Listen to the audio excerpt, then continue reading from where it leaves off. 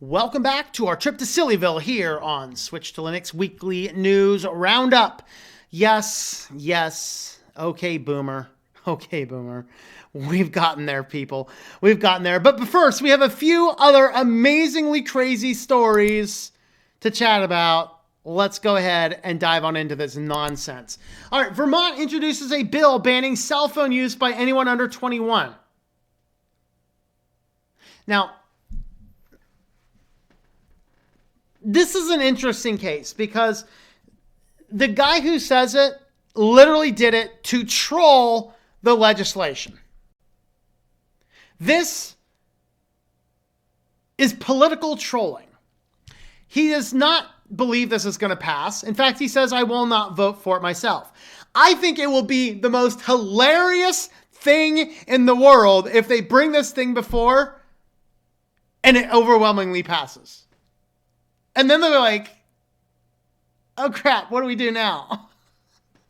Now, the reason he did this is because gun legislation just flew through the legislation, and this guy's a little upset about this being a Second Amendment supporter, and so he basically took the whole gun law and just changed every instance of gun with phone. Literally using all the same talking points. And he says, I have no delusion it's going to pass. He says, I would probably not vote for it myself. So he's talking here about the legislation, and he pulls out this individual quote from the language of S212, which basically is a gun ban. It says, in light of the dangerous and life-threatening consequences of cell phone use by young people, it's clear that persons under 21 years of age are not developmentally mature enough to safely possess them, just as the General Assembly has concluded that persons under 21 years of age are not mature enough to possess firearms, smoke cigarettes, or consume alcohol.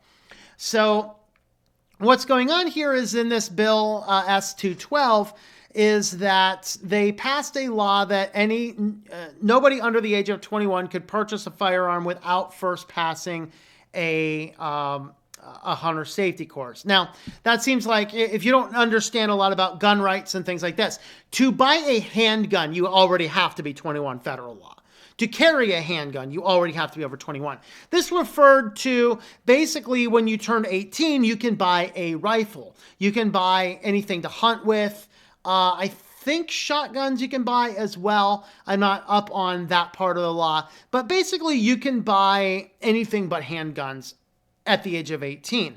What Vermont's did is they change it so in order to buy one, if you're under 21, is you have to pass hunter safety, which some people look at it and say is that this is an encroachment on the Second Amendment. And so he passes this, he introduces this bill, which basically borrows a lot of the same language, making the same point and the same argument, actually citing a lot of serious studies pointing out that, yes, cell phones actually do have a problem. And who knows, maybe our society would be better if people did not have as ready access to cell phones. Like 21, probably you should have a cell phone younger than that.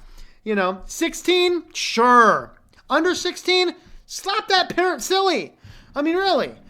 We do not need to get our children addicted to these things that it makes it practically impossible to block all the bad stuff and say, here, have a personal little computer that you can have on you at all times, bypass everything, make it impossible to see what you're doing, that you can access, shady sites on the internet with.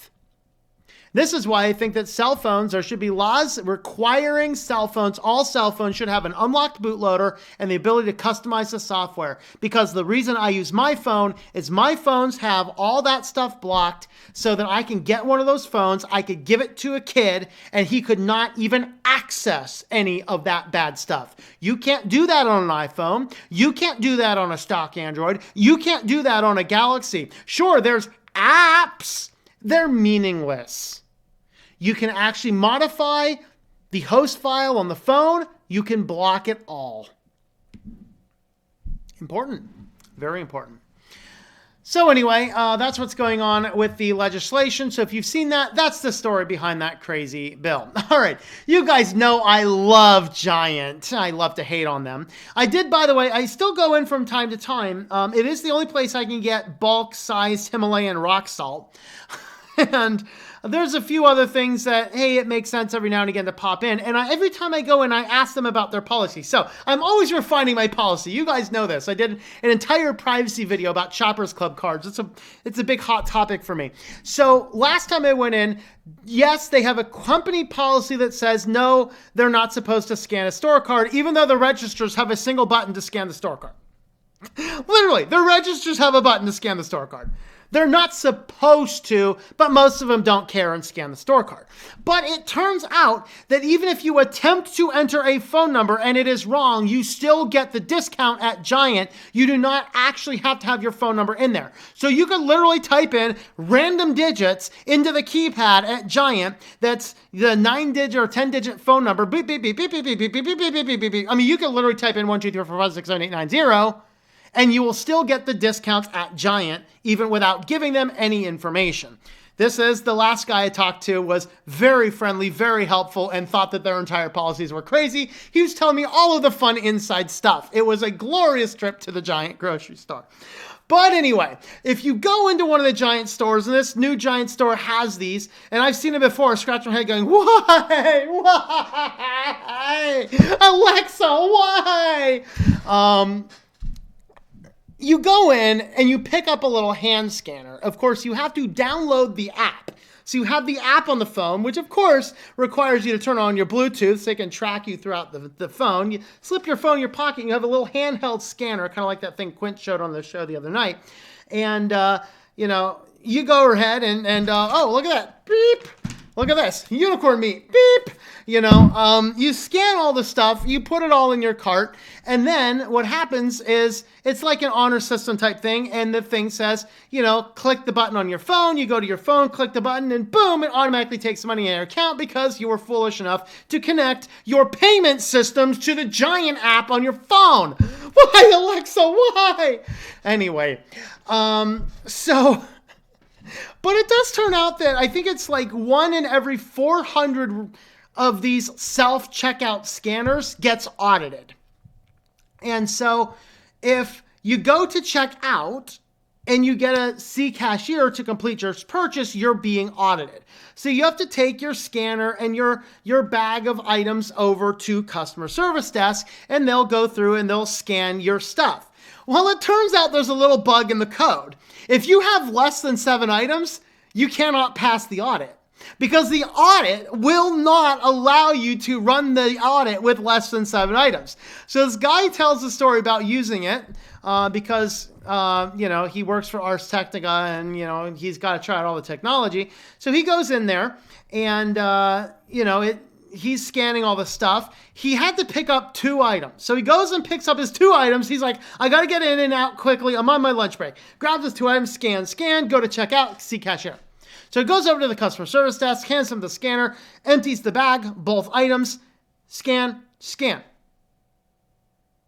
The thing will not let him check out, because you have to scan 7 items to make sure that the order properly audits. So he literally just scanned everything in the order, and the customer service agent was not able to complete the order. So now they can't complete the audit, so they have to say failed audit. And we want self-driving cars, people. They'll kill us all. So, moral of the story, if you're using the self-checkout honor system at Giant, make sure you're getting at least 7 things. Oh, lands. All right. Chief Justice Roberts wants to know if OK Boomer counts as discrimination. Yes, the OK Boomer meme has made it into the Supreme Court. Oh, Lord.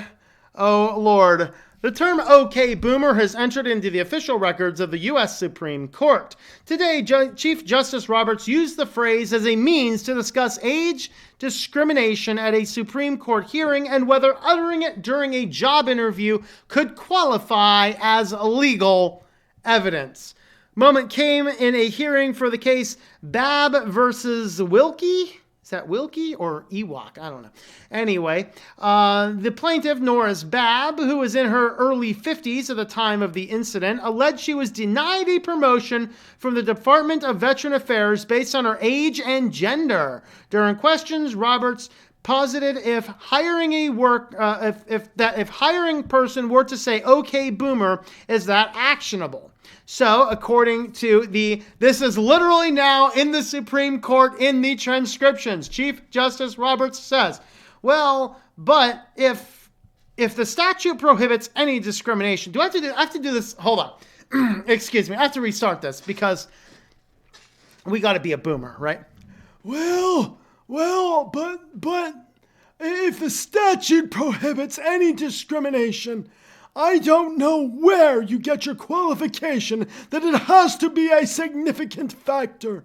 It doesn't have to affect the final action. So, what type of discrimination? Any type. Let's say it's in the course of the weeks-long process, one comment about age, the hiring person is younger, says, okay, boomer, And the courtroom busts up in laughter right here. And so ultimately the court moved on, noting that it would likely be actionable if the term was used to negatively judge a job candidate. So in other words, if you are in HR, do not say, okay, boomer, if a person comes in to interview for a job who's old. Don't be like, okay, boomer, but I have only one thing to say. In fact, it's two little words to tell Chief Justice. Okay, boomer.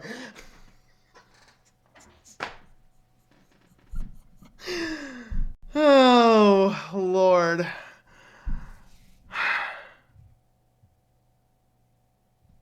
Check, please. I want out of the human race.